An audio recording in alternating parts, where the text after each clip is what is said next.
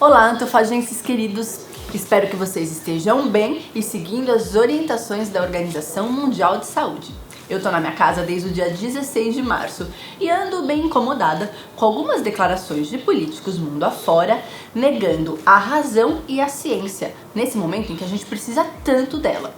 Isso me fez lembrar uma doença tão perigosa quanto a Covid-19 que se espalha rápido também. Só que ela não ataca o corpo, e sim as ideias.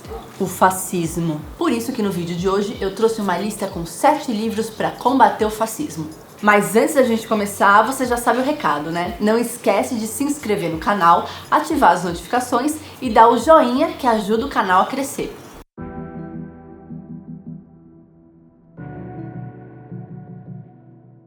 Mas antes, a gente precisa entender o que é, afinal, o fascismo. Essa não é uma pergunta fácil, porque não existe apenas uma característica que defina esse grupo e esse conjunto de ideias. George Orwell, no seu artigo O que é o Fascismo, incluído no livro de mesmo nome, diz que um dos problemas do fascismo é a banalização do termo. Segundo ele, grupos muito diferentes já foram chamados de fascistas pelos seus inimigos políticos, desde os católicos até os fascistas propriamente ditos, os comunistas e até os grupos pacifistas que eram contra a Segunda Guerra Mundial. Esses foram também chamados de fascistas. Nesse artigo de 1944, ele não chega a uma resposta. Já Umberto Eco, em uma palestra feita na cidade de Nova York em 1995, elenca 14 características de um fascista. Segundo ele, para você ser considerado um fascista, você não precisa ter as 14 características, porque não existe uma unidade estrutural ou ideológica, e sim características que transpassam esse tipo de regime. Entre outras coisas, Umberto Eco diz que o fascismo é caracterizado por um culto desmedido à tradição, ele ataca a ciência e a razão, ataca o parlamento, e a população mais suscetível às ideias fascistas geralmente é uma classe média que está sofrendo por conta de uma crise econômica. Originalmente, essa palestra foi publicada integrando um livro chamado 5 Escritos Morais. Depois, ela foi publicada em um livro independente chamado O Fascismo Eterno.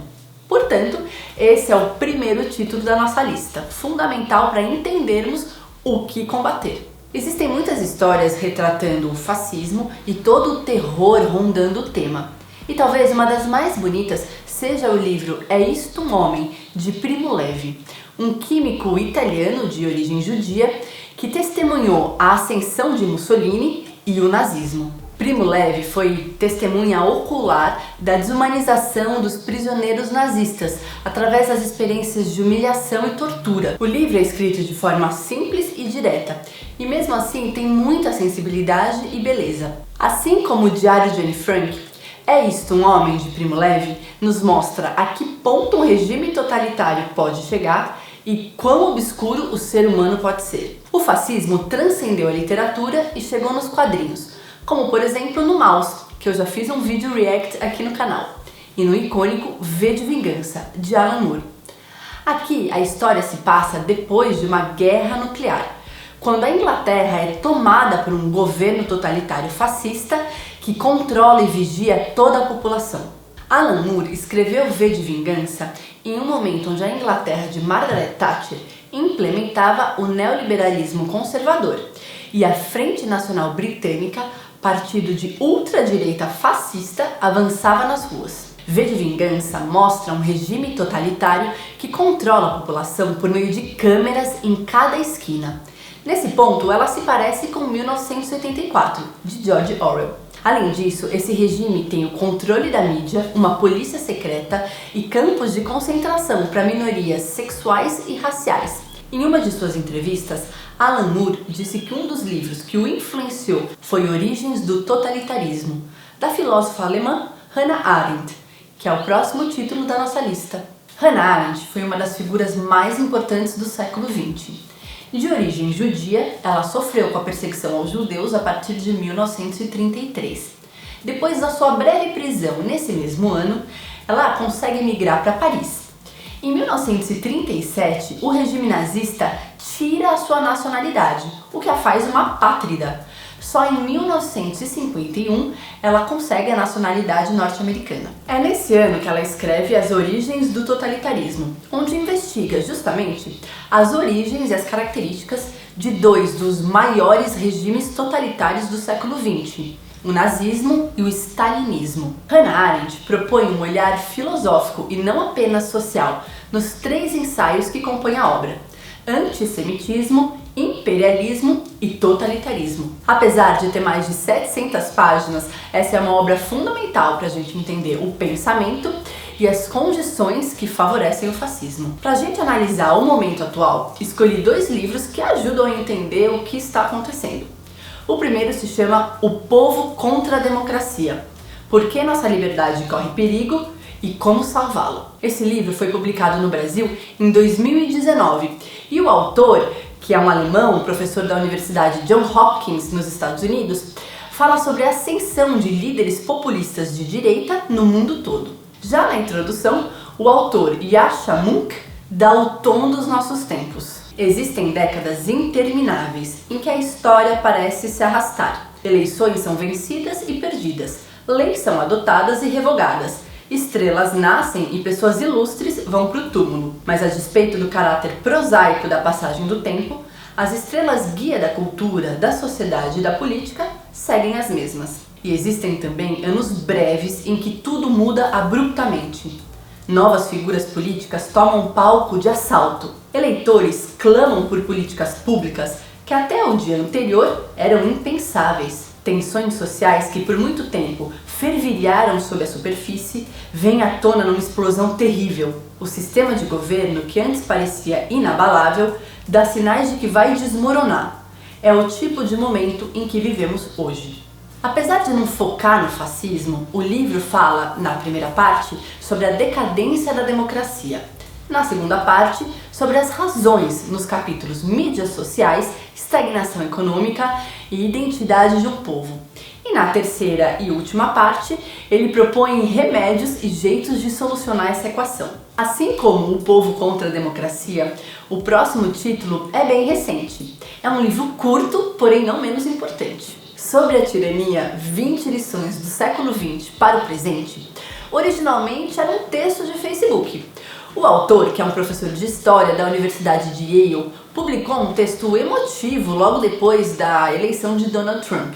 Esse texto foi compartilhado por muitas pessoas, o que fez com que o autor tivesse vontade de desenvolver melhor as ideias que ele colocou ali. O autor, Timothy Snyder, indica em 20 capítulos, além do prólogo e do epílogo, 20 lições extraídas do século XX que a gente deve se atentar, para não repetir no século XXI os erros do passado. Olha só o título de algumas dessas lições. Defenda as instituições. Lembre-se da ética profissional. Trate bem a língua. E investigue. Diferente das 700 páginas da Hannah Arendt, esse é um livro pocket de linguagem acessível que você lê em uma sentada.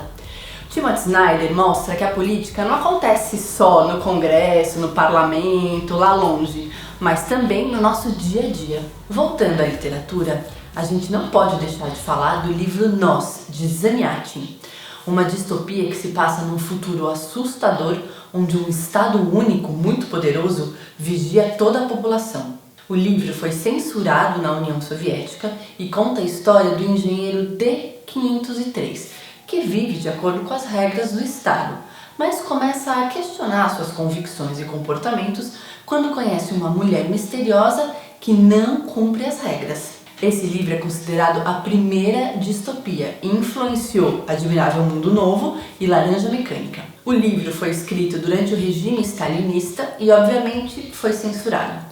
Na edição brasileira, da Aleph, existe uma carta que Zamiatin escreveu para Stalin pedindo para sair do país, já que ele não podia escrever com liberdade. Uma das coisas mais interessantes da história são as casas de vidro, porque nessa sociedade onde tudo é controlado e tem hora para acordar, para comer, dormir e até para fazer sexo, o cidadão de bem não tem o que esconder e uns vigiam os outros, então tudo é feito de vidro. Obviamente que esse livro influenciou também 1984 do George Orwell. Existem muitos outros livros que, de maneira mais ou menos direta, se opõem às formas de opressão e ao totalitarismo. Alguns romances de Hemingway, por exemplo, têm um espírito antibélico. Os contos de Bruno Schulz, um escritor polonês que foi morto pela Gestapo, são um exercício de imaginação contra esse regime totalitário nazista. E não podemos esquecer de Bertolt Brecht, que através de seus poemas e peças tentava formar um espírito crítico nos seus espectadores. E como bônus dessa lista, eu quero deixar a indicação de um filme, A Onda. Esse é um filme alemão de 2008, baseado em um livro de 1981 de um escritor americano chamado Todd Strasser. Basicamente, a história mostra um professor que está dando a disciplina de autocracia e resolve fazer um experimento com seus alunos. Ele monta uma espécie de grupo fascista na sala de aula, só que muito rapidamente as coisas começam a desandar. Além de amar os clássicos, a Antofágica acredita no conhecimento como forma da gente se empoderar e lutar contra qualquer tipo de regime autoritário e abuso de poder. Bom, essa foi a nossa lista. Me conta aqui embaixo se você já leu alguma dessas obras e se você tem outras indicações de livros que ajudam a combater o fascismo. Tchau!